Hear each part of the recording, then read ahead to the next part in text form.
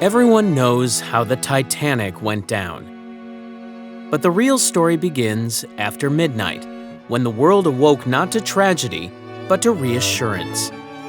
Early headlines claimed the ship was still afloat and that all the passengers were safe.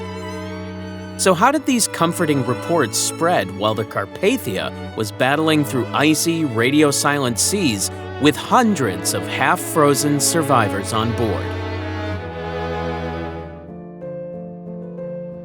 The first sparks went out into the night as coded bursts, CQD, and then SOS, reaching ship radios that kept erratic watches and shoreside stations that caught fragments through static.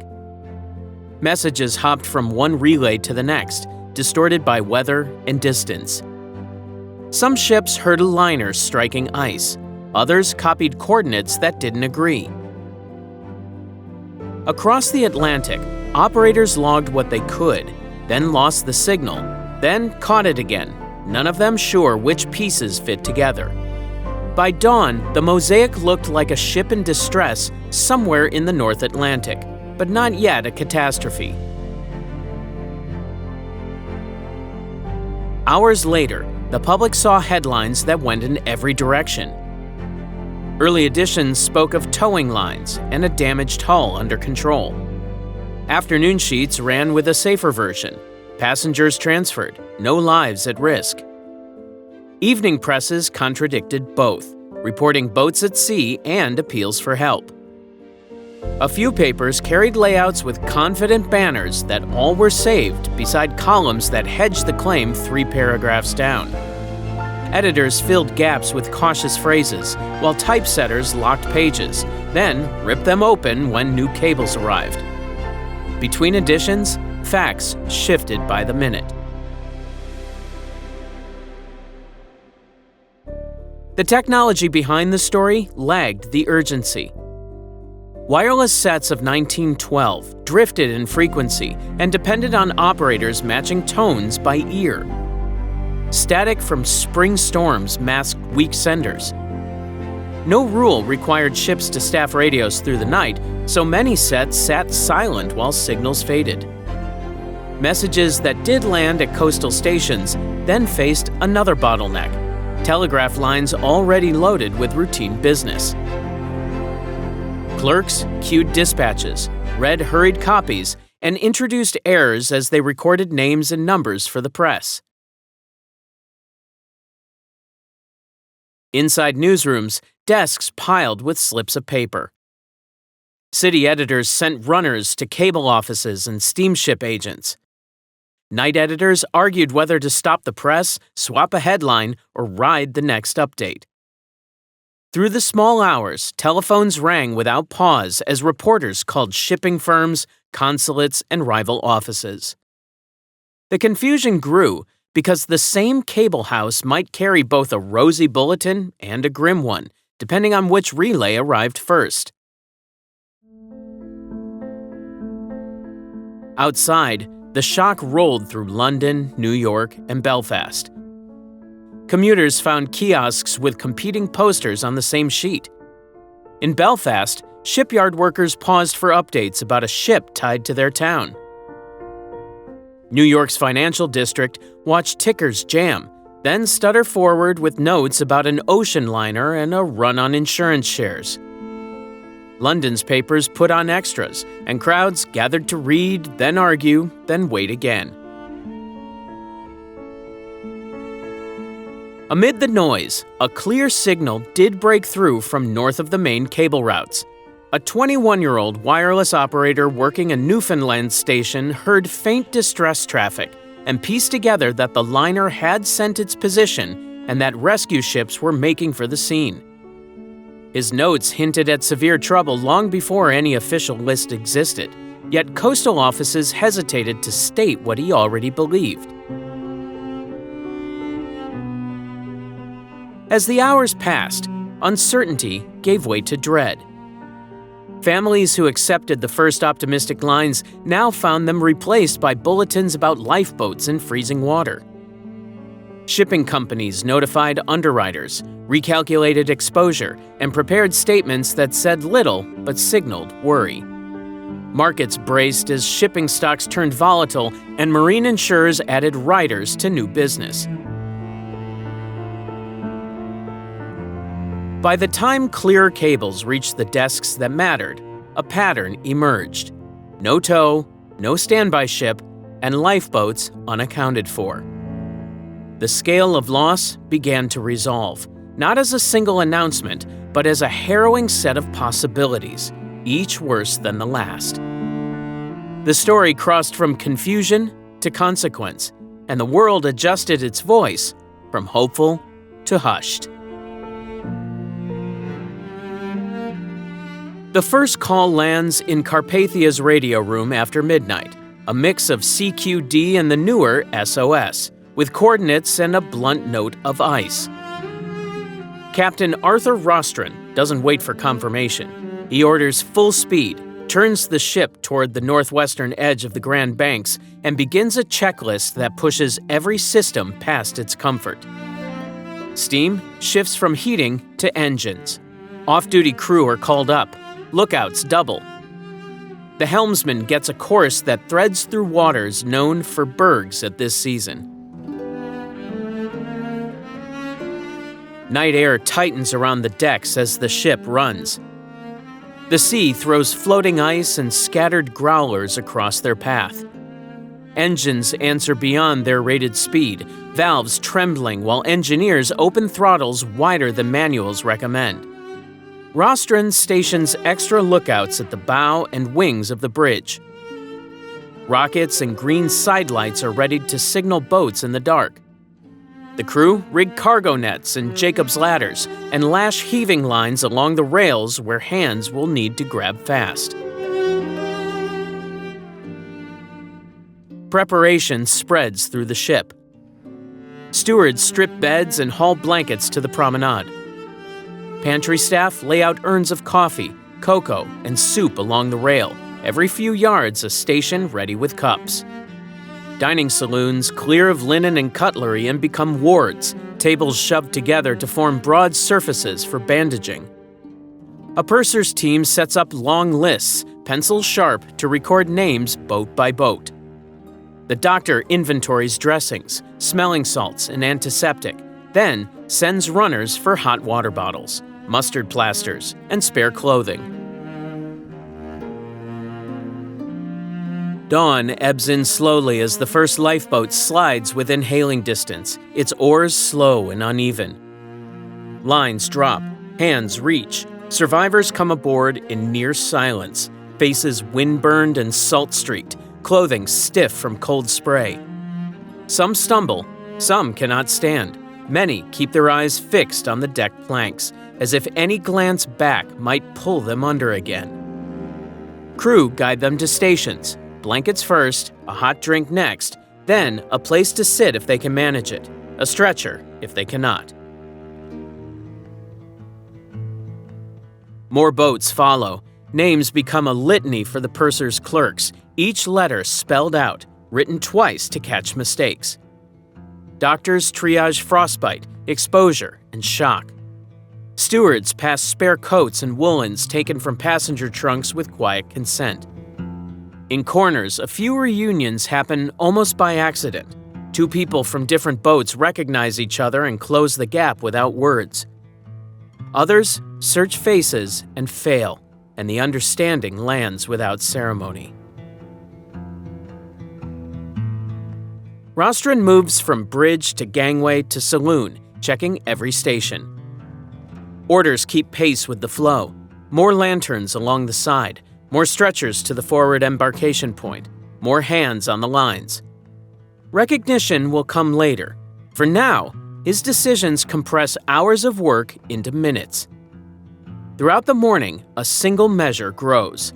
Boat after boat accounted for, the count climbing toward a final tally. In just about 4 hours, crew and volunteers bring aboard 705 survivors, a number so large the ship feels altered, as if a small town has stepped aboard all at once. The wireless room strains under the load. Personal messages stack up against official traffic. Operators prioritize names for authorities, casualty summaries, and signals to ships still sweeping the area. Storm static and crowded wavelengths make repeats necessary.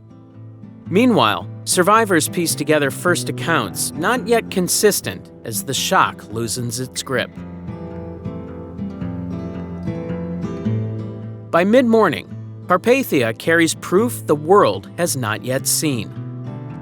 On deck and below, the news resolves into faces, lists, and empty spaces where names should be.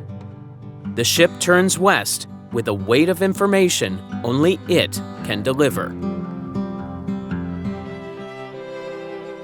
Rain folds over New York Harbor on April 18th as Carpathia eases past the outer lightships and moves in under a low cloud.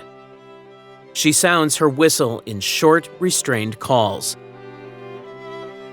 The shoreline answers with a blur of horns and a mass of umbrellas along the piers. Ferries idle, tugs hover, and people climb roofs and fire escapes for a line of sight. Harbor pilots guide the ship along a channel thick with small craft, each trying to edge closer. The city waits in a damp hush that breaks whenever a mast or funnel appears through the fog. The scale on shore is new. Police lines bend and reset as more people push toward the water. Mounted officers thread gaps that close again as soon as they pass. Reporters crowd nearer with notebooks and metal cameras, calling to anyone on deck who looks up. News launches sidle and shout through megaphones, but crew at the rails keep their eyes on the lines and ladders. Harbor authorities hold back private boats that try to pace the liner. Even with order imposed, the docks feel like a press of questions with nowhere to land. Before anyone steps ashore, Carpathia makes a brief stop at the White Star Line pier. Winches rise and swing out, and then the first heavy plane confirmation of loss comes over the side. Titanic's lifeboats, dented and wet, set down onto the dock. Men on the pier count and chalk numbers while photographers aim at the boats' names. It is the first physical proof many in the city see. The unloading runs quickly, almost without words, as lines are cast off again for the move to Cunard's Pier 54.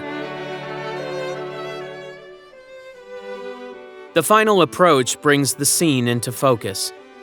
Ambulances line the street in a neat row, engines ticking. Doctors and nurses stand ready with stretchers. Inside the shed, families and friends scan the inner doors, lips moving as they rehearse names. Journalists hold their pencils at the same angle, waiting for a gate to open. When the ship makes fast, a wave of sound rises and then falls back, as if the crowd realizes at once that noise will not make the list of names longer.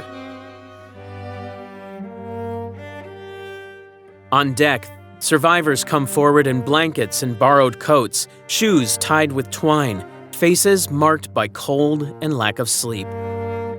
Some look at the ground, steadying themselves along the gangway. Others search the mass of faces on the pier and then stop, unsure where to look next. Crew help them across the gap and into the shed where cots, benches, and small tables turn into stations for names, addresses, and destinations. Order competes with disorder. Officials try to separate medical cases from those fit to walk. Clerks check spellings and ask for next of kin. Volunteers hand out hot coffee, bread, and a change of clothes. Translators move family to family in several languages. A wall chart starts to fill with names, and people crowd it so tightly that police have to clear lanes every few minutes. The city's main wireless office takes more than 10,000 telegram requests in one evening, enough to choke the system until access is cut for public messages. Relief groups, Red Cross workers, settlement house organizers, church committees offer rooms, rail tickets, and escorts. There are reunions that end in quick embraces and a rush for the exits. There are departures with no one alongside, a quiet step into a hired carriage, or a walk to a waiting car with the blanket kept around the shoulders. By the time the lights inside the shed burn late, it is clear that the pier can only meet immediate needs. The questions that follow reach past any one dock, and they are already forming.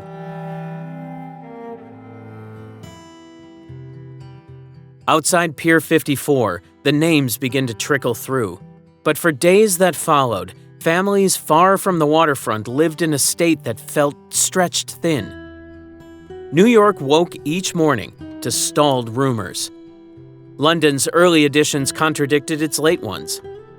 In Southampton, where crew families clustered by neighborhood, the quiet, uncertain streets said more than any headline.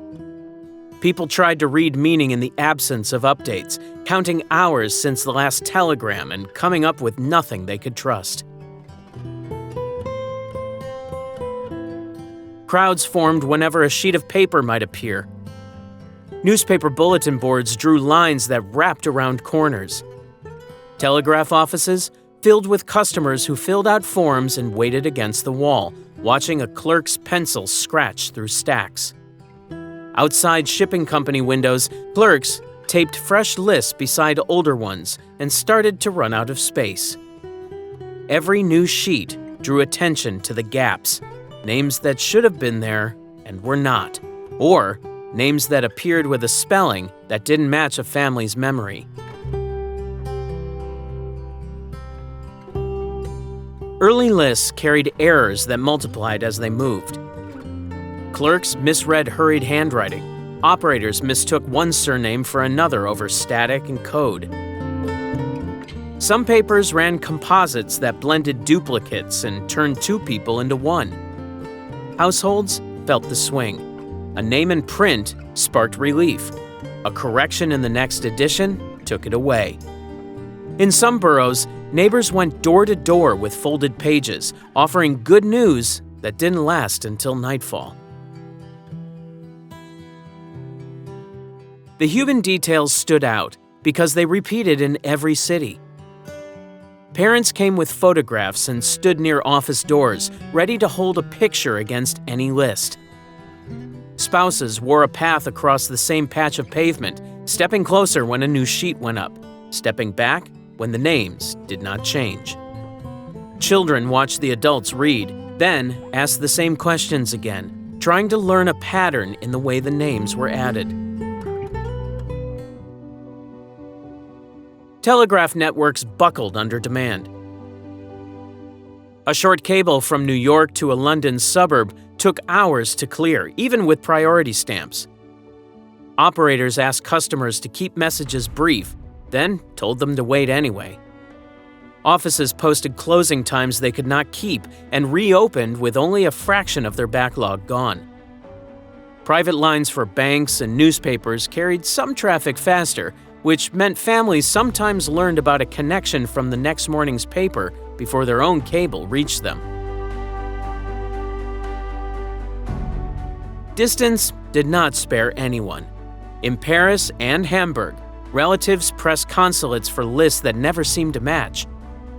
In Montreal, Chicago, and San Francisco, wires went out and silence came back.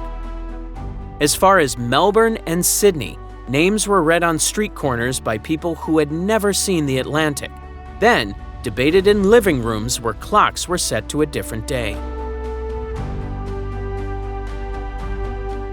One detail surprises even seasoned reporters at the time. In several cities, storefronts took on the role of unofficial clearinghouses. Owners tacked survival lists inside their windows and updated them by hand every few minutes as a messenger delivered new slips. People learned the truth in front of a shop that sold umbrellas or boots, then walked home carrying the same item they had come to buy. The ride between hope and loss became mechanical. A penciled name meant a breath. An erasure felt like a verdict. Community centers churches, and town halls kept their lights on, poured tea and coffee, and set out blankets in side rooms where relatives tried to sleep in coats. When Carpathia's confirmed lists finally arrived, the silence in those rooms changed quality. Some stood and left at once. Many sat down and did not move. At White Star Line's New York and London offices, the first hours looked like a battle against gaps. Clerks opened cables that contradicted each other. Managers drafted statements, crossed them out, and tried again. The phone boards jammed, so runners carried notes between rooms. Senior staff asked for confirmation that never quite arrived, only fragments that suggested a ship was in trouble and then, inexplicably, under tow.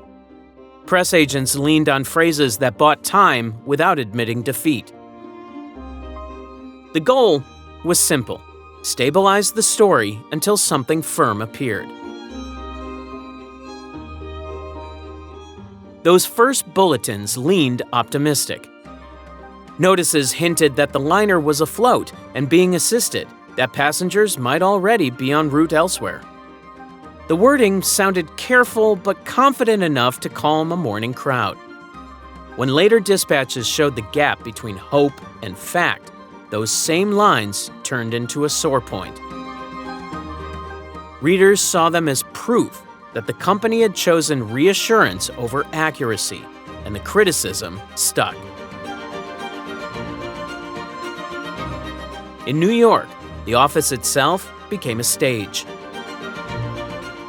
Outside, a crowd gathered that grew by the hour, layered with families, reporters, and passers-by pulled in by the noise. Police formed a loose cordon. From the windows above, clerks posted survivor names that changed too slowly to satisfy anyone. Inside, staff kept their heads down and their answers short. They had no definitive list, and each update risked undoing the last. Executives focused on reputation as much as facts.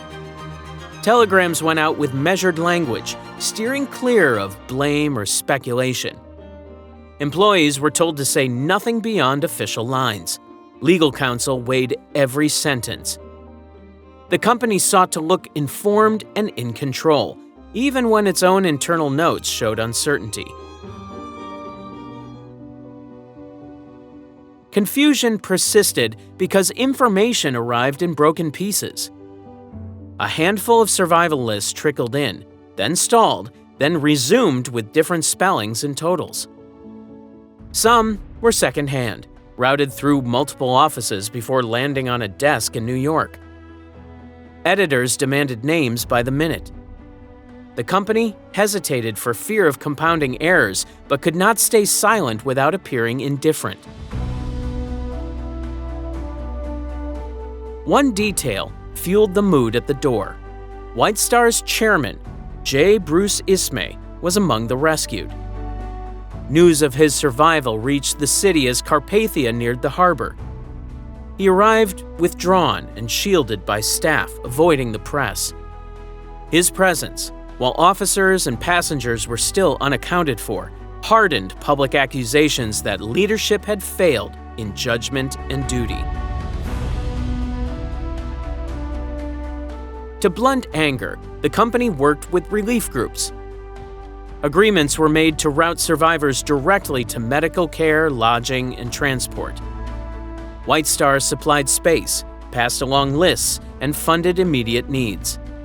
These actions served two purposes: real help for people stepping off the ship, and a visible answer to critics asking what the company would do next. The communications burden did not ease. Thousands of families sought news at once. Letters, cables, and in-person appeals stacked into piles that no staff could process on schedule. The firm sent form replies where it could and reserved detailed answers for confirmed cases. At the same time, internal discussions turned to compensation. Early offers focused on travel, clothing, and incidentals. Broader claims were handled cautiously, framed to limit exposure while expressing sympathy. By nightfall, suspicion had hardened. The distance between public statements and emerging facts invited formal scrutiny. Hearings would not wait. Within days of the sinking, the cable ship Mackay Bennett left Halifax loaded with coffins, ice, and embalming fluid. Its civilian crew briefed for a task none of them had trained for. She steamed toward coordinates passed by rescuers and wireless stations, arriving to a sea still marked by the season, scattered ice, low fog, and a swell that hid and revealed debris with every rise. The crew rigged search patterns and posted extra lookouts. Workboats went over the side in careful pairs, and the long, methodical sweep began. Conditions worked against them from the start. Icebergs, slow and indifferent, drifted along the lanes. Fog thickened without warning and then thinned just enough to show shapes that resolved into wreckage. The silence of the site added weight to every movement, and the crew learned quickly how the cold slowed hands and decision-making. Men rotated in and out of boats to keep feeling in their fingers. The captain called for steady pacing. No rushing, no drift, every recovery logged in sequence. The process hardened into a system because it had to. Each body received a number, a tag, and an entry in a ledger. A photographer documented distinguishing features and clothing. The purser's team opened a canvas bag for effects, then wrote a parallel record, ring descriptions, watch serials, initials in a collar, a folded letter with a return address. If condition and storage allowed, they embalmed and placed the remains in a coffin or wrapped them for cold storage on deck.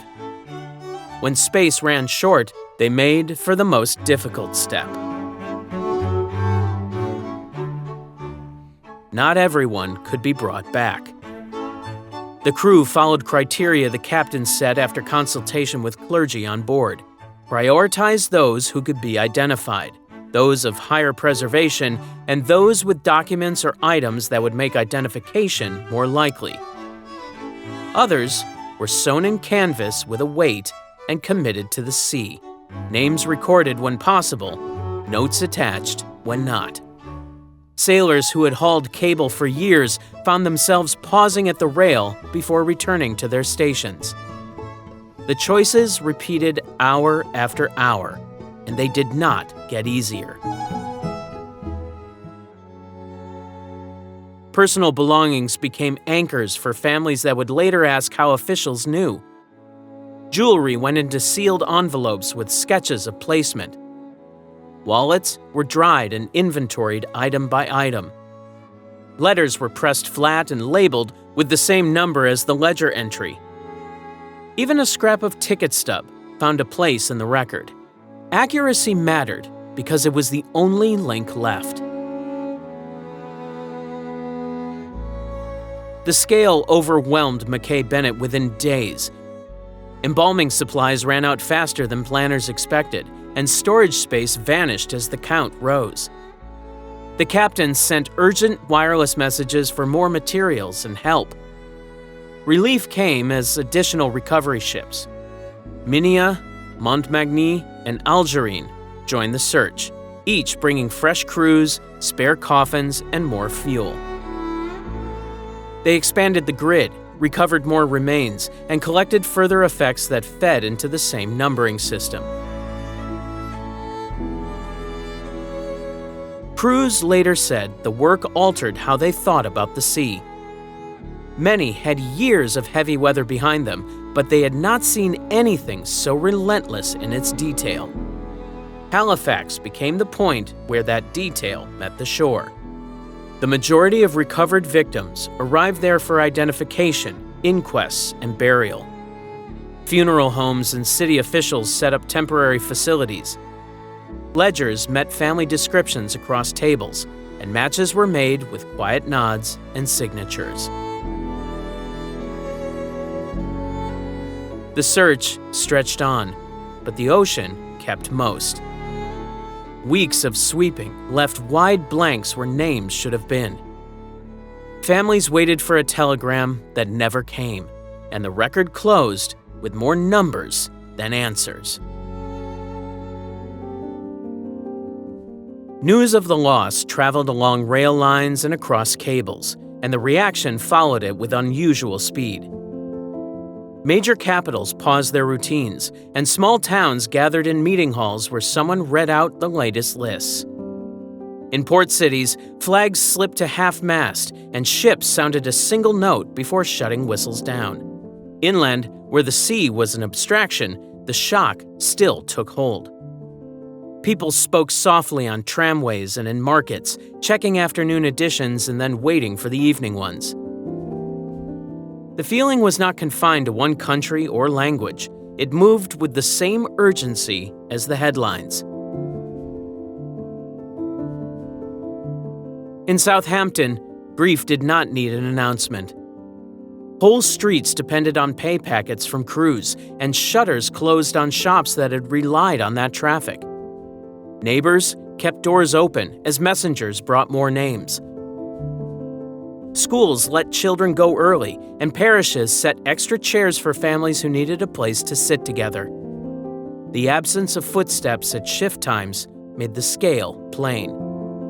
Where men had walked to the docks each morning, there was only quiet and the stain of coal dust near the curb.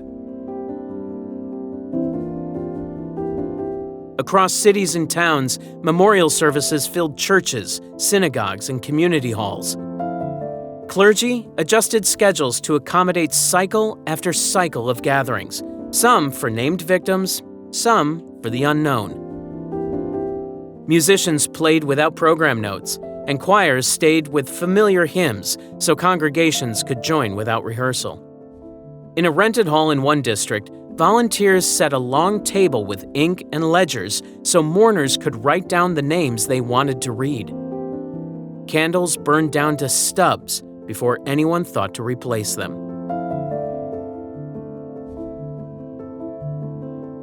People far from the passenger lists still felt a pull. The ship had been introduced to the world as an emblem of modern craft, and its loss cut across distance and class. Office workers set down pens at the same minute each day that week. Factory floors paused machines for a stretch of silence. Theaters dimmed house lights between acts. Ships at sea marked the hour with bells and a note to the log. Even with no relatives aboard, many said the event made them think about the thin line between confidence and risk. Telephone exchanges logged a surge they had not prepared for. Operators in several cities reported record-breaking volumes of long-distance calls as people contacted parents, siblings, and friends with no purpose other than to say they were thinking of them. Some kept lines open longer than policy allowed, then apologized to the next caller and asked for patience. The wires themselves carried a kind of vigil. Grief took on a local shape. Newspapers ran black borders around pages and printed poems sent by readers. Public squares filled without permits as people arrived after work and stayed, not speaking much, just occupying space together. In some quarters, printers sold small remembrance cards with dates and the ship's name. In others, chalk inscriptions appeared on pavements outside dock gates. Wealthy families organized private services at estates with a few invited guests and carriages waiting discreetly. Working-class neighborhoods leaned on the open street in the back room of the pub, where collections were started for families with rent due and no wage coming. Underneath the mourning sat a problem no service could settle. Many struggled with the idea that a vessel so admired for its construction could fail so completely in a single night. the language of safety and progress felt thinner. People asked whether rules had kept pace with scale, and whether trust in machinery had replaced caution. That question stayed as the flowers wilted and the crowds thinned, and it didn't stop at grief for the dead. It broadened into doubt about the claims that had filled advertisements and speeches. The sense of invincibility receded, and with it, the way travelers thought about the ocean. As survivor accounts spread, the public split its attention between gratitude and accusation. People wanted a list of heroes to steady the chaos and a short roster of culprits to carry the blame. Names surfaced with each new testimony, and the story reoriented around actions taken in minutes that decided hours and lives. The search narrowed to questions: who kept working, who yielded space, who waited, and who went first. Chief Wireless Operator Jack Phillips drew early admiration. Reports held that he stayed at his set long after hope of power lasting had thinned, sending calls that drew ships toward the coordinates. He became a symbol of duty, the unseen hand behind every answering engine and every searchlight turned on the horizon. Alongside him, other crew and stewards gained quiet recognition for moving people toward boats, repeating instructions, and giving away clothing to those arriving on open decks with little more than evening wear. Accounts also highlighted passengers and officers who took on roles larger than their titles. Some organized lines at boat stations and helped secure slings. Some steadied people down ladders, and some stepped back to make room when space ran short. These stories carried details that resonated: a hand on a shoulder at a rail, a child passed across a gap, a lifebelt adjusted as the sea climbed. The pattern read as order held together by decisions measured in seconds. Controversy grew alongside the praise. Disputes formed over how boats were manned, who gave which order, and what instructions led to open seats leaving the ship's side. Testimonies did not always align. One person recalled a strict rule, another remembered confusion and conflicting signals. Bridge decisions on speed and ice reporting drew immediate scrutiny. Questions about drills, boat lists posted or not posted, and access routes through the ship surfaced in hearings and in papers that printed condensed versions for a restless audience. Class sharpened the debate. Numbers showed a higher survival rate among first and second class passengers than those in third class. Readers seized on what that implied: access to decks, language barriers, locked or crowded passageways, and the advantage of proximity to lifeboat stations. The anger extended beyond arithmetic. It targeted a system that seemed to favor those nearest the railings and the officers' voices. Then came a detail that changed the temperature of the conversation. Some survivors testified that certain lifeboats left with many places empty. The claim landed hard because it suggested preventable loss. It moved quickly from rumor to a central point in both public argument and formal investigation. People wanted names attached to each launch, a timeline for each boat, and a reason for every unfilled seat that pulled away into the dark. Attention turned to officers tied to specific boats. Their reputations became storm centers as families and reporters sought clear lines of responsibility. Each decision, made in cold and near silence, when to lower, whether to return, how many to take, was revisited in the calm of a committee room and judged by people with time to think. The press fed that demand, running large headlines and sharp sketches, sometimes flattening uncertainty into certainty to keep interest high. In that noise, acts of courage and claims of failure blurred. Stories were retold, misheard, and simplified. Some reputations rose on a single detail. Others fell on an error that later proved incorrect.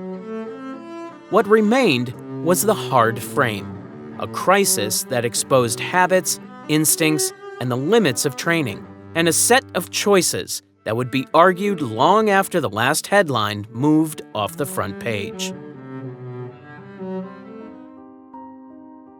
News coverage didn't build slowly, it erupted.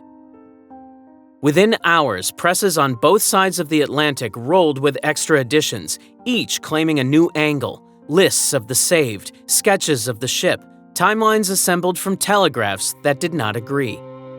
Typesetters worked on the fly, swapping out lines between runs as telegraph boys dashed in with slips that altered the narrative mid-page.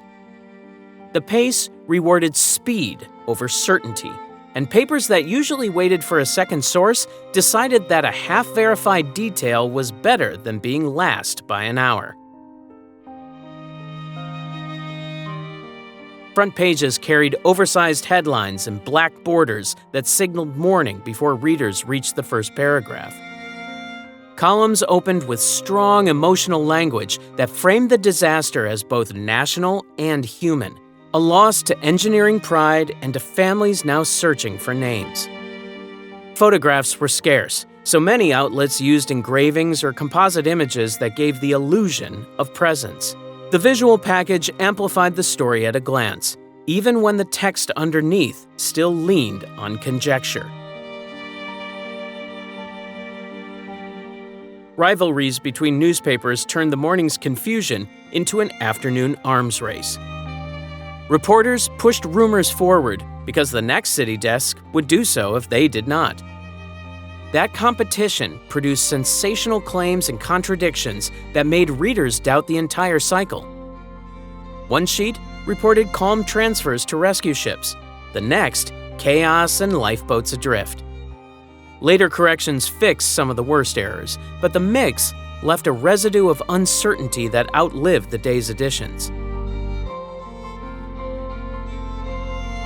On the waterfront, journalists converged on the same square yards of pier where officials tried to move survivors and cargo through a controlled path. Questions came faster than answers.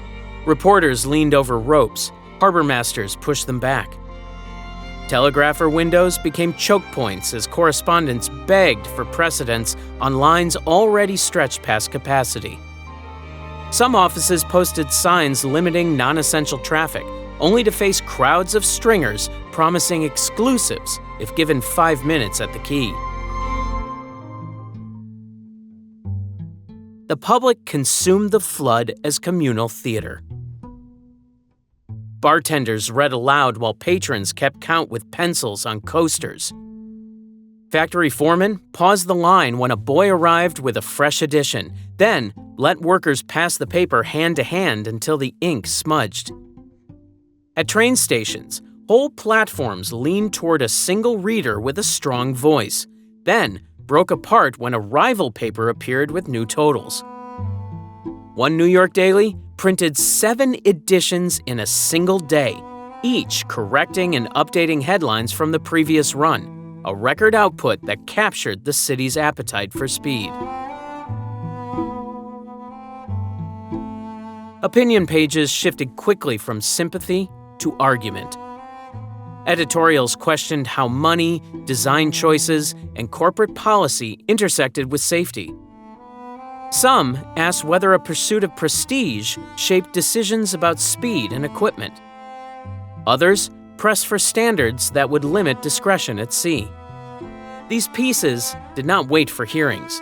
They built a frame that many readers adopted before officials swore a single witness. Cartoonists reduced complicated failures to stark, memorable images: fractured bows, angels over dark water, lifeboats drawn with wide, white spaces where people should have been. Their work fixed themes in the public mind without a line of copy, and those themes returned in speeches and meetings throughout the week. Letters poured into newsrooms, some recounting parallel near misses, others demanding reforms. Clubs and church basements hosted talks where people debated class, risk, and the reach of modern machines. By the week's end, the press had settled on a simple, forceful thesis. This was an avoidable tragedy. That line became pressure on ministers, regulators, and ship owners, and it tightened as formal inquiries came into view. Public memorial services appeared almost as quickly as the confirmed lists. City halls issued permits, churches opened doors, and organizers printed notices for gatherings that filled streets and sanctuaries. In New York, London, Paris, and Montreal, thousands stood through long readings of names, short prayers, and music chosen to fit the tone of grief rather than ceremony. Processions formed without speeches at the front, only a band, a bass drum, and a steady route past civic buildings where flags already hung low. Communities with concentrated losses set the scale. Southampton arranged mass processions that moved block by block through neighborhoods connected to the docks, ending at churches that rotated services to handle the flow. Belfast coordinated church ceremonies and factory stoppages, creating a citywide pause that aligned industry with mourning. At noon bells, shipyards, tram lines, and offices observed minutes of silence that spread across streets as people simply stopped. Those who could not join stood at windows and doorways and kept time with the same intent. Spontaneous memorials took shape around doors where information had been posted. Shipping offices turned into shrines under wreaths and paper bouquets. At ports, the base of bollards filled with wilted flowers, while handwritten notes, some no more than a name and a date, curled under damp. Public squares collected framed photographs and ribbons with ship names inked by hand. The displays grew and thinned on their own cycle, refreshed by morning commuters and evening returners. Permanent tributes began in parallel. Committees commissioned statues that honored specific groups, the ship's band, engineering crews who kept power running, and unnamed deckhands whose tasks never made headlines. Plaques appeared in guild halls and schools, listing hometown victims. Cenotaphs rose where no remains could return, giving families a fixed place to visit. Sculptors worked with clear symbolism, angels with outstretched arms, allegorical figures holding torches, and maritime motifs like anchors, ropes, and laurel wreaths to frame loss and service in a language people could read at a glance. Custom shaped mourning in each district. Christian services followed familiar forms with hymns and lessons. Synagogues hosted memorial prayers that marked community ties across oceans. Other congregations adapted rites to focus on the missing, directing attention to names that could not be placed at graves. Clergy coordinated so that overlapping services did not compete for space or musicians. The aim was simple access to shared ground.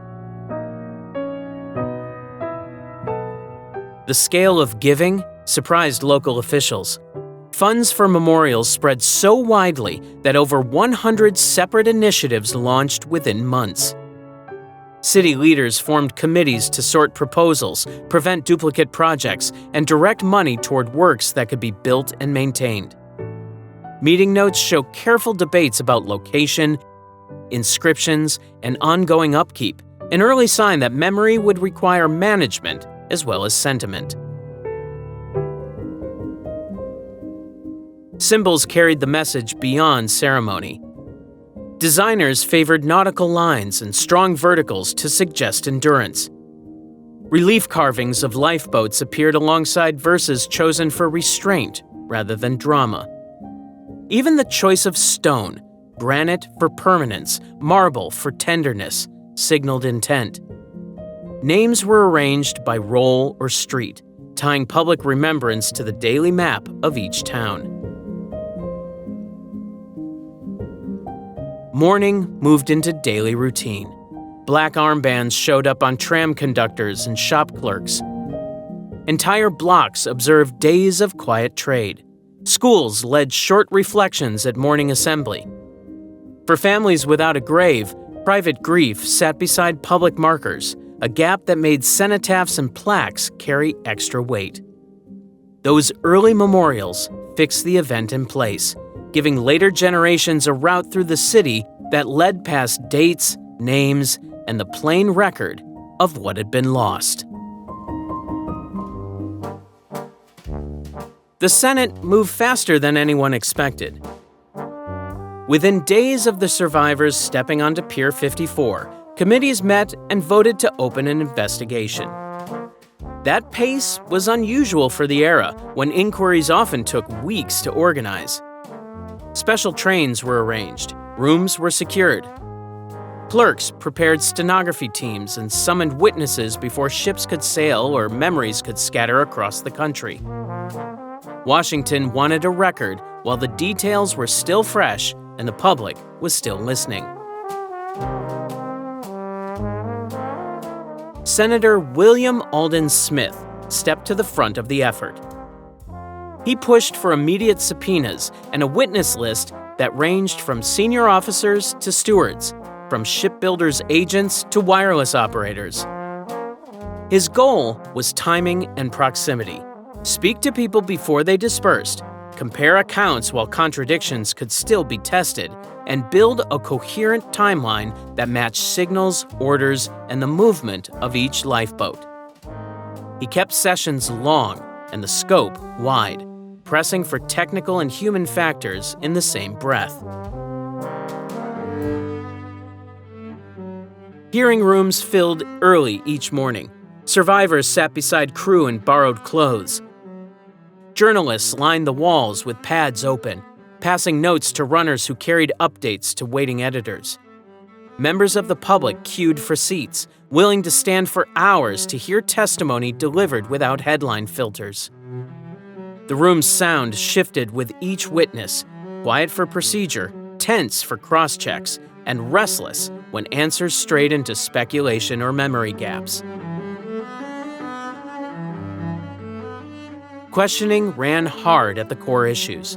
Senators asked officers to map lifeboat stations, name drill schedules, and explain why boats launched with open seats. Passengers described access routes, language barriers, and who gave directions on the boat deck. Wireless operators talked through signal logs, times, and range limits that had filtered or delayed distress calls. The committee returned often to speed, ice warnings, and the chain of command on the bridge as the night unfolded. The emotional strain surfaced in direct ways. Some witnesses lost their place as they recounted the launch of a particular boat or the moment lights went out. Crew defended split-second decisions made in cold and confusion, pointing to obligations to follow orders and keep people moving. At times, senators voiced disbelief at practices that revealed gaps in regulation: no full-capacity lifeboat plan, no enforced night staffing for radios, and heavy reliance on assumptions about ship design. The pace of documentation was striking. In only a few weeks, the inquiry produced over 1,100 pages of testimony. Stenographers worked in shifts, transcripts moved to printers overnight, and bound copies circulated to offices before the next morning's session. Newspapers ran long excerpts, and readers followed the hearings like a courtroom serial, learning new details each day and revising their views in real time. Findings built a clear line of criticism. Lifeboat provision lagged behind passenger capacity. Safety rules gave too much discretion to individual companies. Confidence in watertight compartments and construction standards had dulled caution about speed and ice. Wireless protocols and coverage were inconsistent, leaving chance to decide which messages got through. White Star officials faced sharp exchanges. They tried to defend policy as standard practice across the industry, but the tone in the room kept pressure on specifics rather than generalities. The inquiry's conclusions pushed beyond one ship or one company. They signaled that maritime safety would be tested in public, with rules expected to reflect the scale of modern liners rather than the habits of an earlier era. Britain moved quickly to mount its own investigation, setting a formal court of inquiry under Lord Mersey. His task wasn't to stage a spectacle, it was to produce an authoritative record that could withstand technical scrutiny. From the outset, officials designed the process to be exhaustive. They gave notice to interested parties, secured documents from shipping companies, and set rules for evidence so the record would hold up across the industry. The hearings in London stretched for weeks and felt very different from the whirlwind in Washington. Proceedings were long, methodical, and focused on technical detail. Naval architects, masters of the North Atlantic trade, and Board of Trade officials unpacked how ships were built, staffed, and regulated. Engineers diagrammed bulkheads and watertight doors. Navigators worked through courses, bearings, and timing. Maritime lawyers kept the room anchored to procedure, turning anecdote into tested fact. More than 90 witnesses took the stand. Senior officers described the watch, helm orders, and lifeboat stations. Men from nearby ships were called to explain their positions, signals, and responses. Wireless experts explained transmitters, ranges, interference, and how traffic priority worked on a busy Atlantic night. Shipbuilders and surveyors traced how design choices met regulations, and where those regulations stopped short of real-world hazards. Each thread fed a larger question, not only what went wrong on one ship, but how a whole system allowed it. The court mapped out core issues. Ice messages had flooded the ether that weekend, so officials reconstructed how warnings were logged, routed, and acted upon. Speed under ice conditions received close attention, down to the minutes between sightings and helm changes. Lookout practices were examined in detail. Staffing, training, equipment, and whether standard procedures matched the risks of a moonless, calm sea. Lifeboat capacity and loading procedures were tested against the passenger list, crew strength, and boat drills. The actions of nearby vessels were charted with times, distances, and sightlines to understand who could have helped and why help didn't arrive sooner. One striking moment cut through the paperwork.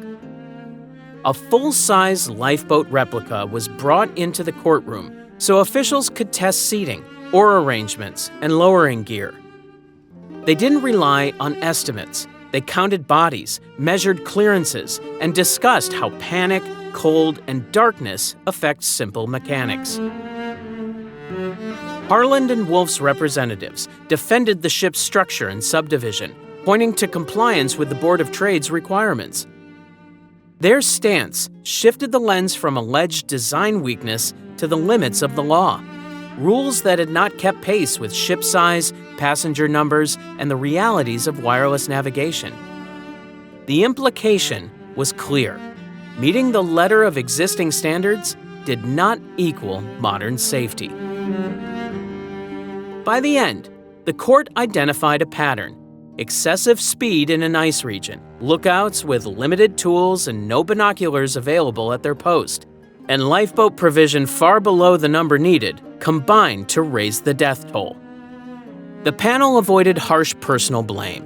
Instead, it underscored systemic failures, outdated regulations, uneven enforcement, and procedures that favored confidence over caution. Those findings didn't stop at the courtroom door. They pushed maritime authorities towards standardized ice patrols, continuous wireless watches, clear command over lifeboat drills, and lifeboat capacity tied to human beings rather than tonnage. The inquiry gave governments a blueprint for reform and signaled to ship owners that the age of voluntary standards had ended. Public anger met official findings head-on, and the result was a rapid worldwide rewrite of how ships went to sea. Governments moved from watching the industry to directing it. Laws were drafted, standards were published, and inspectors gained real authority. The goal was simple: no Atlantic crossing would depend on luck, reputation, or company policy ever again. Nations coordinated timelines so rules came into force quickly, and shipping firms faced audits instead of courtesy visits. The clearest break with the past came with lifeboats. Tonnage tables gave way to head counts. New rules required seats for everyone aboard, passengers and crew, plus margin for emergencies. Ship owners ordered extra boats, davits, and launch gear.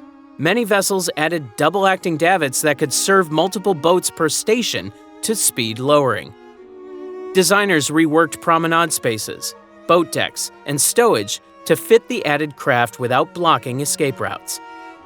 Engineers also standardized boat numbering, lighting, provisions, and equipment lists so crews could board and cast off without guesswork. Communication changed from a convenience to a duty. Continuous wireless watches became mandatory, backed by watch schedules, spare parts, and power redundancies. Ships had to carry qualified operators with clear authority during emergencies, and distress traffic took priority at all hours. Shore stations coordinated frequencies, and companies installed better aerials to increase range. Static, congestion, and missed signals, problems that once depended on operator judgment, now had procedures that reduced human error. Ice became a shared responsibility. In 1914, major maritime nations created an international patrol to chart berg fields, plot seasonal drift, and broadcast daily limits to traffic in the North Atlantic. Navy cutters and later aircraft surveyed the pack edge and relayed positions to ships through scheduled bulletins. Masters adjusted courses and altitudes of risk according to these notices, treating ice reports as operational directives rather than suggestions. One outcome stood above the rest. The same year saw the first global treaty on sea safety, a convention that collected these rules into binding international law. It set standards for life-saving appliances, wireless watches, emergency lighting, drills, and hull subdivision, and it created a process for updating requirements as technology changed. That framework became the baseline for every revision that followed, and still anchors maritime safety law. Training and drills caught up with the equipment. Crews practiced musters, boat handling, and station roles on a regular schedule. Passenger briefings appeared on notice boards and in cabin folders. Engineers tested watertight doors, emergency generators, and pumps under supervision.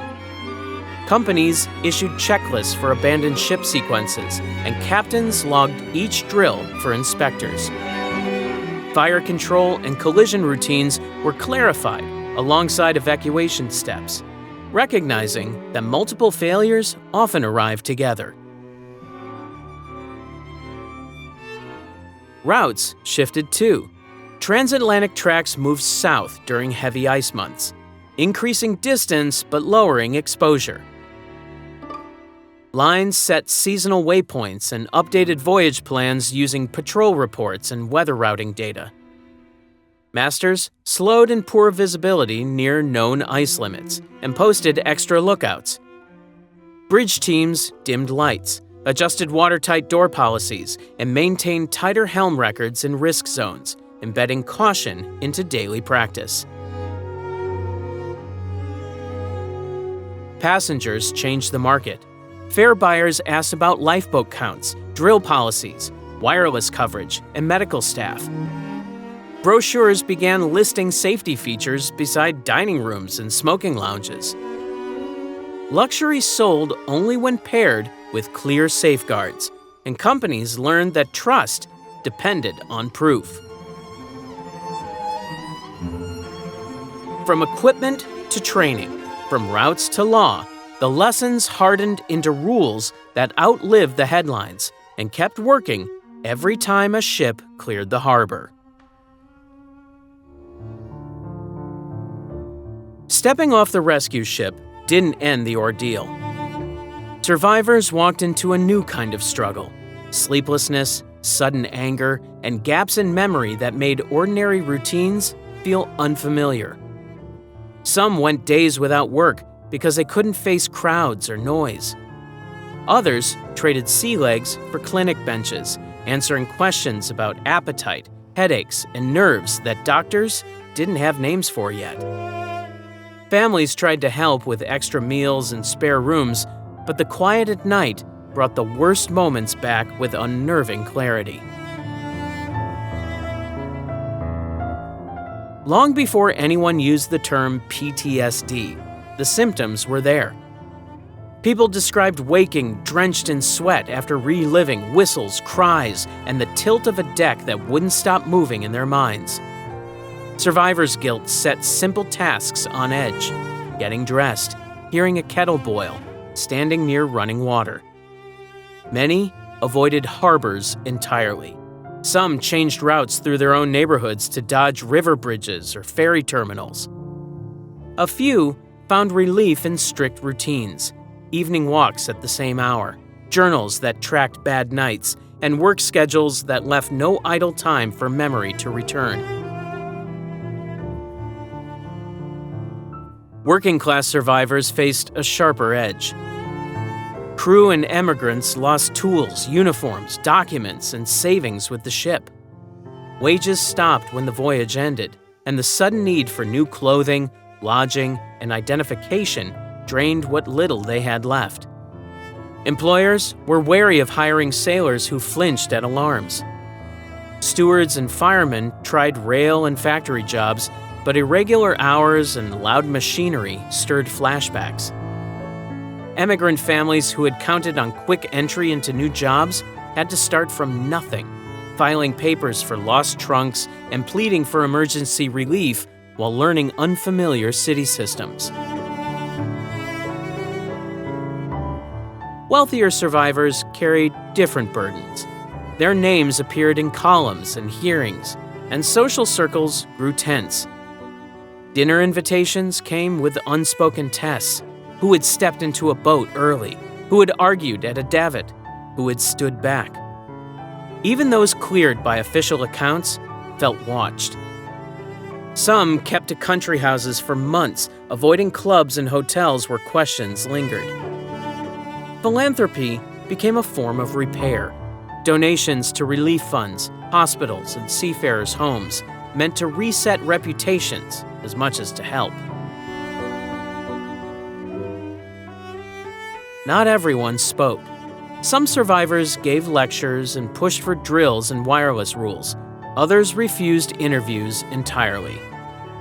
Silence acted like armor. Names changed on business cards. Families moved across cities or oceans to leave the event behind. Still, a few became symbols for endurance in a way they never asked to be.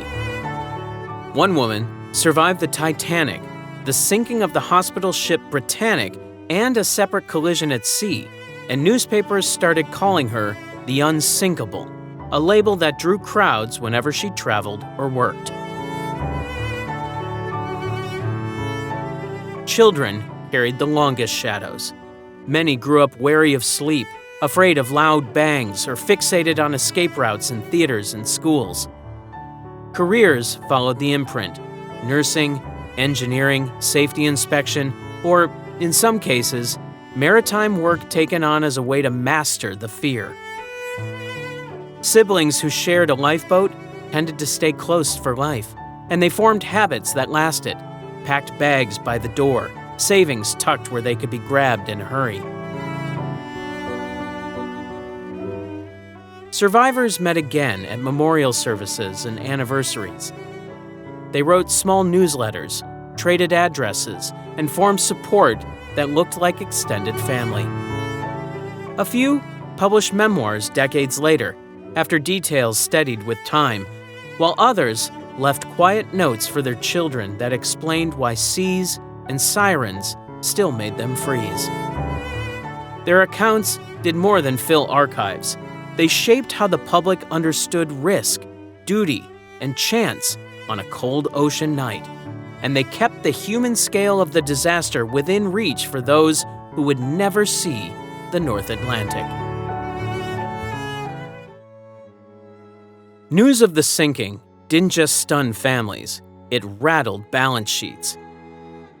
Across the North Atlantic trade, steamship firms, brokers, and port agents paused schedules and reviewed exposure.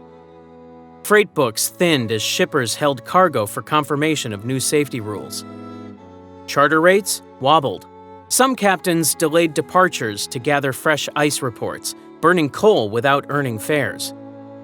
Banks that financed ship mortgages asked for updated valuations, since a single loss could erase years of profit on a route that relied on tight margins and predictable timetables. For the White Star Line, the ledger turned red in layers. The ship's value vanished with the hull, but the losses didn't stop there. Cargo manifests included fine goods bound for department stores, machinery parts tied to delivery contracts, and perishables that couldn't be replaced quickly. Mail revenue, a steady stream tied to government agreements, stopped at once, and penalties for non-performance followed. Legal costs grew by the week as claims arrived from families, cargo owners, and crew representatives. Insurance offsets helped, but deductibles, legal defense, and reputational damage kept cash flowing out faster than it came in. Commerce felt the break in more places than the docks. Merchants who expected spring inventory faced empty shelves and paid premiums to replace stock on short notice. Factory orders stalled when components on Titanic failed to arrive, forcing overtime later to catch up. The absence of emigrants had its own economic ripples. Employers in American and Canadian cities had counted on new labor to fill mills, track gangs, and kitchens. When hundreds never appeared, foremen delayed projects or paid higher rates to draw workers from other towns. Insurers moved from routine risk to triage. Underwriters had spread policies across hull, machinery, cargo, and liability, but the scale of one loss across all lines strained reserves. Premiums for large liners rose, and clauses around ice navigation, wireless watches, and lifeboat equipment tightened. Surveyors demanded more documentation before renewal. Reinsurers recalculated exposure to fleets with multiple big ships, wary of correlated losses when firms built vessels to similar designs and ran them on the same routes in the same season. Investors watched shipping shares swing as the market questioned the economics of superliners.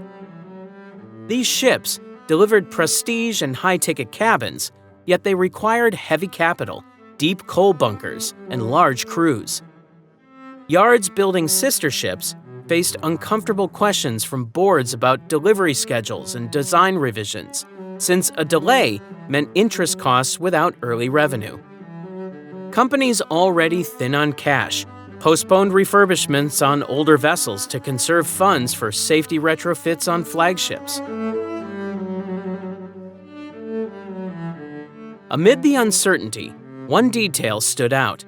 Trading at Lloyd's of London paused when the first wave of reports hit, because underwriters couldn't price the total exposure until facts settled. That rare halt signaled how far the financial shock had spread beyond any single firm. Meanwhile, emigrant communities bore costs that no policy covered. Families who had sold property for tickets lost not only relatives, but their savings plans. Relief funds helped with rent and food, yet plans for remittances and small shop openings evaporated. Compliance carried a new price tag. Companies bought extra lifeboats and davits, upgraded wireless rooms, hired more operators, and added watch standards. They rearranged deck space, cut into promenades, and sent ships to yards for fittings that sidelined them from earning voyages. Brochures changed too. Safety equipment, drill policies, and medical staffing took space once reserved for dining room lists. Bookings returned only when passengers saw proof rather than promises. Over time, accountants learned a hard lesson. A single night at sea could impose costs that echoed through contracts, premiums, and share prices for years, and it forced an industry to accept regulation as part of staying solvent. The calamity moved from the front page to the stage faster than most events of the era. Within weeks, artists and writers treated the sinking as shared material, not distant news. Street printers sold broadsides with crude woodcuts. Periodicals ran elegies next to tide charts.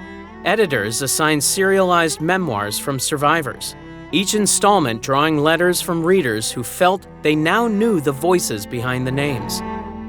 Art schools scheduled quick exhibitions of sketches and watercolors that tried to make sense of a ship meeting ice on a still night, and publishers rushed slim volumes that blended reportage with moral commentary. Newspapers and magazines did more than report. They curated a common language for grief. Illustrators repeated motifs, tilted decks, rockets rising into a star field, a lifeboat's stern lamp fading into dark water. Poets filled Sunday supplements with stanzas about duty, hubris, and farewell, while staff writers shaped survivor accounts into weekly narratives that let audiences follow a person, not a passenger list. These stories gave the public a timeline and, just as important, characters to remember. They also set expectations for what really happened before investigators settled the record. The theater picked up that script immediately. Managers booked dramatizations that promised first-hand details and exact deck plans. Some productions focused on restraint, hushed scenes of orders passed down, the hum of a wireless set, the rhythm of oars on a cold sea. Others leaned into spectacle, with pumps, tilting platforms, and painted ice backdrops that cracked under footlights. Audiences came to compare accounts and to weigh bravery against rumor. Touring companies carried these versions from big cities to small halls, so the same night could feel like both a civic lesson and entertainment. Film producers moved even faster. Silent shorts and features appeared in 1912, using miniatures, stage tanks, and intertitles to walk viewers through collisions, calls for help, and departure scenes reconstructed from memory. One early release cast a real survivor as its lead, only weeks after the disaster, turning lived experience into performance and drawing crowds who wanted proximity to the event itself. The medium's speed and its reach across language barriers made the story global in a way theater could not match. Music halls and churches found common ground in memorial songs. ballads named ships, bands, and captains, then resolved into refrains fit for public singing. Hymn arrangements reached congregations that rarely read the foreign news, but recognized loss and duty. Sheet music sold briskly. Teachers used it for lessons that doubled as remembrance.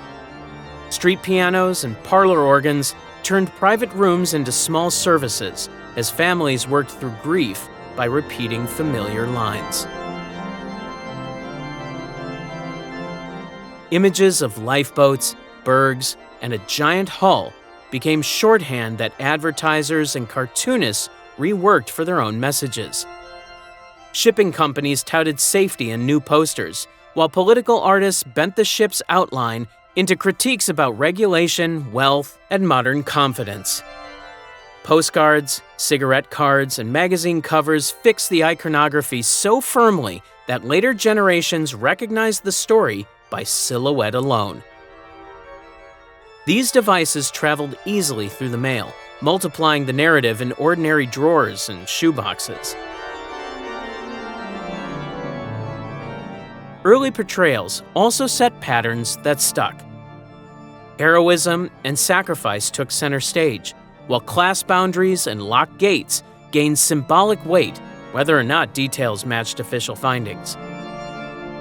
Sermons, school recitations, and club lectures folded those themes into moral lessons about prudence and responsibility.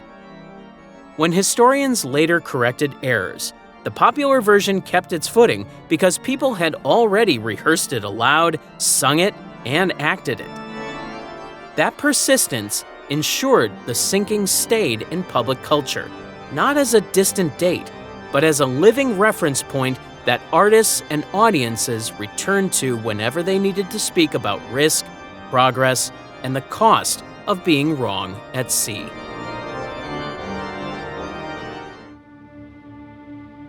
As the first reports traveled across cables and front pages, the story began to pick up debris, rumors, guesses, and oversimplified explanations. Early coverage needed certainty before investigators could provide it, so headlines and illustrations filled the gaps. Those gaps hardened into beliefs that stuck to the disaster for decades. People repeated what sounded reasonable, what felt satisfying, and what matched the moral tone of the moment. With the wreck out of reach, the world turned memories into maps and treated them like coordinates. Take the word unsinkable. Before the voyage, some brochures and trade journals used careful language about watertight compartments in modern construction. After the loss, the word lost all its qualifiers. Newspapers and public speeches gave it capital letters and moral weight, turning a marketing boast into a claim of absolute safety. The phrase worked because it seemed to capture the early 20th century confidence in technology. It also provided an easy lesson. Pride met ice, and pride lost. That clarity made the label hard to dislodge even when inquiries and engineers spoke in measured terms. For many years, people believed the ship went down in one piece. Eyewitnesses watched from darkness, in cold wind, at great distance, and described what they thought they saw. Without physical evidence, officials leaned on that testimony.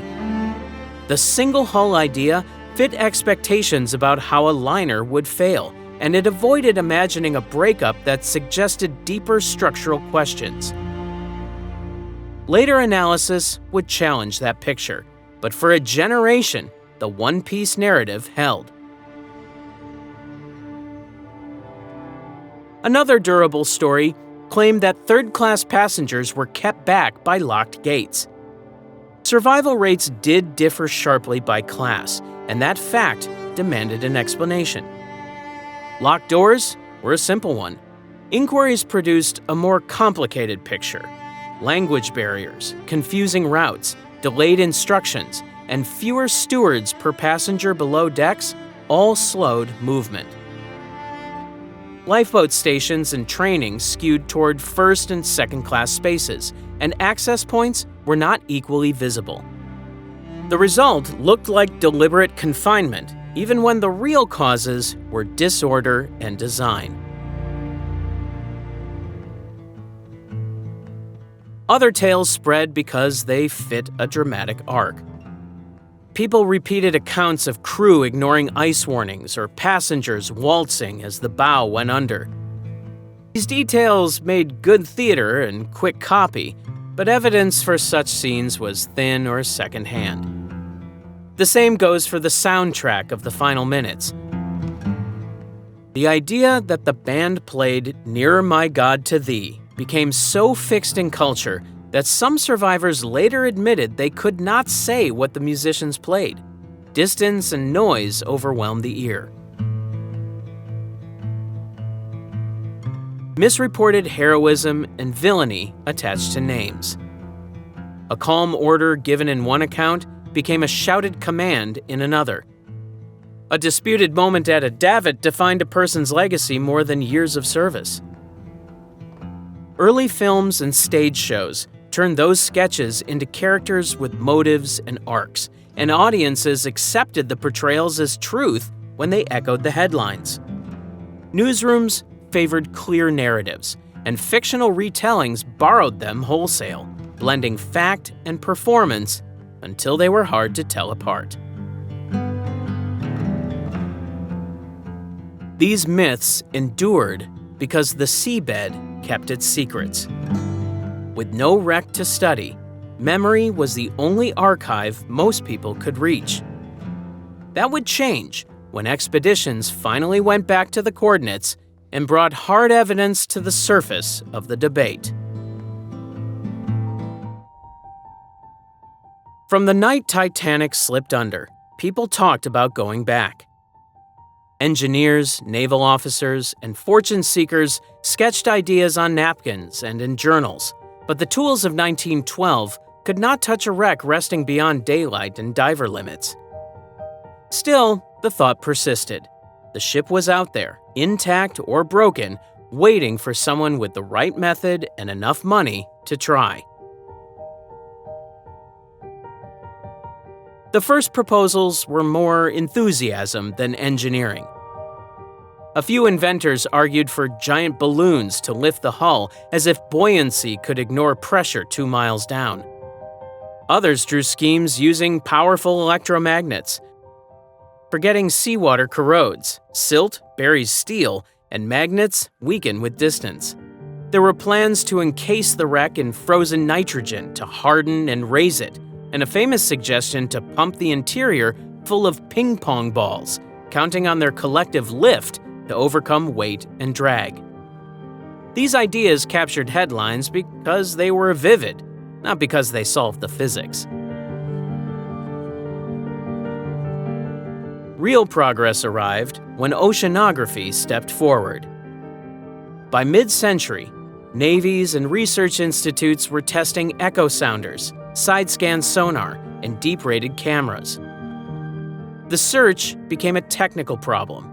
Convert a vast patch of North Atlantic into strips of surveyed seafloor, then investigate anomalies one by one. Scientists mapped temperature layers, currents, and sediment, learning how metal scatters sound and how debris fields spread when a ship breaks apart. Expeditions in the 1950s through the 1970s tried to narrow the target box. Crews towed fish-shaped sonar bodies behind ships, painting grainy images on rolling paper. They plotted returns by hand and cross-checked with current charts. The depth, nearly 2.5 miles, meant narrow swaths per pass and slow speeds to keep gear stable. Days of work could only cover a few square miles, and false targets wasted precious sea time.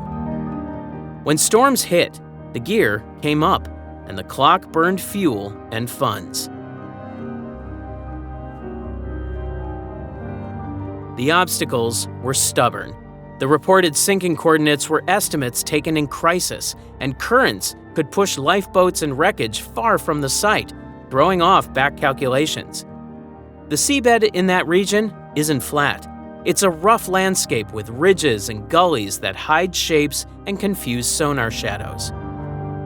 Any search pattern had to account for navigation drift, magnetic variation, and the simple difficulty of holding a straight line over long hours in open water. One Cold War expedition carried a secret of its own. A high-profile hunt for Titanic doubled as cover for locating lost U.S. nuclear submarines, folding the famous liner into a military mission. The public story focused on history and discovery. The real brief included classified objectives, showing how the wreck's legend could shield entirely different stakes. Motivation ran on two tracks. Emotionally, people wanted a place to point their grief and a way to test long-argued claims about lifeboats, breakup, and final moments. Scientifically, researchers wanted data, fracture patterns, corrosion rates, and sedimentation that could rewrite textbooks on deep-sea decay and inform safety design. Television specials, magazine spreads, and emerging deep-sea tech kept audiences engaged. Remotely operated vehicles, better sonar arrays, and satellite navigation promised cleaner images and tighter search boxes. Private ventures joined universities, sometimes to preserve history, sometimes chasing salvage rights and exhibition revenue. That raised hard questions about ownership, law, and the ethics of disturbing a maritime grave.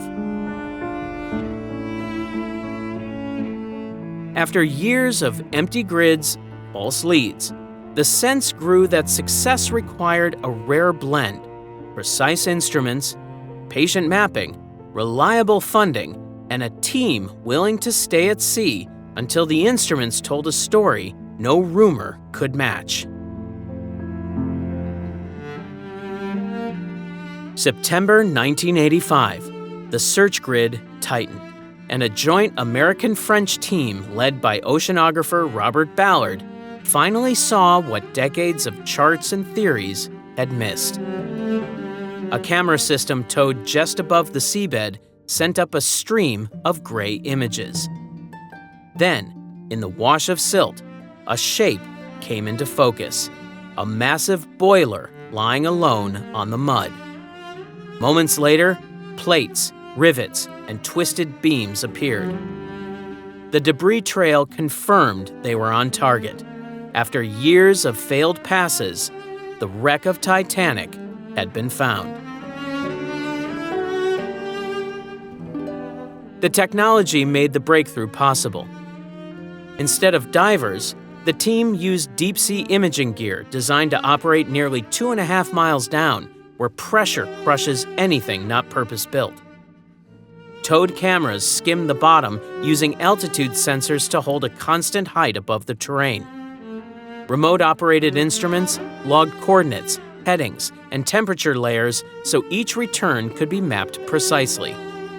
Side-looking views helped trace patterns in the seabed that pointed to heavy objects, while forward-looking video kept the towfish from plowing into ridges or cables left by earlier trawls. On deck, silence gave way to quick, clipped voices as the feed showed scattered artifacts. A furnace door with its hinges visible, crockery half buried in ripples of sand. A section of hull with portholes punched into it by time and pressure. The mood shifted from doubt to confirmation. Crew members had trained themselves to distrust first impressions, but piece after piece fit the profile of a large liner torn open and dropped into darkness. The images did not shout. They accumulated until there was no other explanation. Then came the surprise that redrew the accepted story. The debris trail led to two major structures, separated by a wide stretch of seafloor. The ship had broken apart before reaching the bottom. That single fact contradicted long circulating accounts that showed Titanic going down in one piece. The split offered new questions about stresses, flooding sequences, and how the hull failed after changing loads. It also explained the broad debris field. When a hull divides, pieces scatter far beyond a neat outline. One mind-bending detail sat behind the expedition itself. The same crews that found Titanic also served a classified U.S. Navy objective to locate 2 lost nuclear submarines. The historical research went forward only after the military work was complete, tying a famous shipwreck to Cold War priorities hidden from public view at the time. As the cameras ranged wider, the scale became clear. The bow section rose from the bottom like a collapsed building. The stern lay mangled, a sign of water rushing through decks that could not hold shape in freefall. Between them, the field stretched with personal items, shoes still paired, stacks of plates fused by sediment, trunks and luggage frames. Researchers spoke carefully about what to touch and what to leave undisturbed. The material was fragile, and the site carried weight as a place where lives had ended. News of the discovery moved fast, and interest surged again. Documentaries secured footage. Publishers commissioned new studies that used the debris map to test old claims. Scientists modeled corrosion rates at depth and tracked how bacteria consume iron, changing the wreck each year. Debates sharpened over whether to retrieve artifacts or treat the area strictly as a grave. Ballard argued for leaving the site intact and using images, surveys, and virtual models to learn without taking. The find did not close the file. It opened a phase where evidence replaced speculation, and the story expanded from loss to long-term stewardship of what lay on the seabed. The impact of the sinking did not fade with the headlines. It carved a permanent place in how nations regulate oceans, how engineers design complex systems, and how museums, classrooms, and living rooms talk about risk.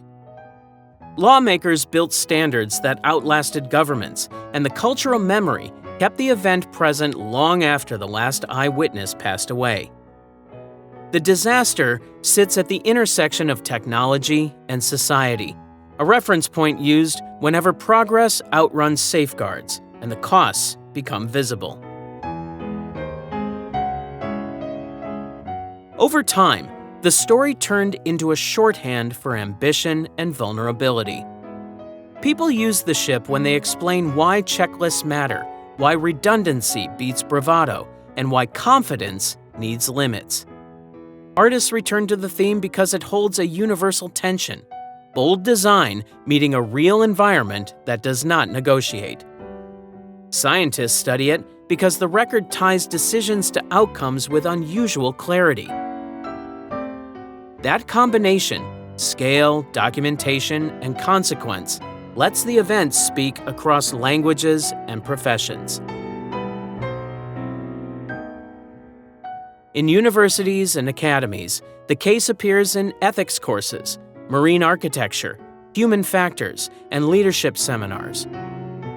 Instructors break down design assumptions, decision chains from the bridge, and the pressures that shape choices under time constraints.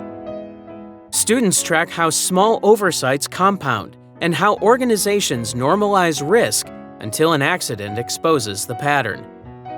Naval programs fold the lessons into bridge resource management and emergency command, while business schools examine communication failures, incentives, and the false comfort of reputations. The wreck also pushed exploration forward. Curiosity about its condition and layout helped justify investments in deep-rated cameras, remotely operated vehicles, and later autonomous systems that could map terrain at extreme depth. Ocean mapping techniques refined over the site. Mosaics, photogrammetry, and high-resolution sonar now guide research on trenches, ecosystems, and other wrecks. Engineers learned how materials behave under pressure and how microbes consume iron at depth, knowledge that feeds into design and long-term preservation plans. Public interest cycles every few decades. New books revisit the archive. Documentaries add recovered footage and updated models. Exhibitions travel from city to city, and films pull new audiences into the timeline. Artifact tours have drawn more than 30 million visitors worldwide, a number that puts these shows among the most attended historical exhibitions of the modern era. That scale explains why the story stays available. Organizers can fund careful conservation, and institutions can teach context alongside display. Law kept pace, and in some areas still follows the wake of 1912. International safety rules, iceberg monitoring, distress protocols, and crew training standards trace their lines to the reforms sparked by the loss. Committees revise requirements as technology changes, but the core aims, life-saving equipment for all, reliable communication, and practiced evacuation, remain direct answers to failures exposed on that April night. Maritime agencies coordinate across borders so ships receive the same warnings and follow compatible procedures. Families carried the memory forward on a smaller scale. Descendants run local museums, read letters at community events, donate artifacts, and record oral histories that add detail missing from official files. Those personal efforts keep names connected to real lives rather than lists, and they anchor the lesson in daily language. Today, people use the ship as a metaphor. Politicians, engineers, managers, and commentators reach for it when they talk about preventable loss, corporate hubris, or resilience under pressure. The word signals a caution without needing a diagram. As the series draws to a close, the ship stands as a warning, catalyst, and an open invitation to keep asking how we build, how we decide, and why the sea still holds our attention. Titanic continues to captivate the world, reminding us how one tragic night reshaped history, technology, and our understanding of human resilience. If you enjoyed this journey, make sure you subscribe so you never miss our next exploration into the past.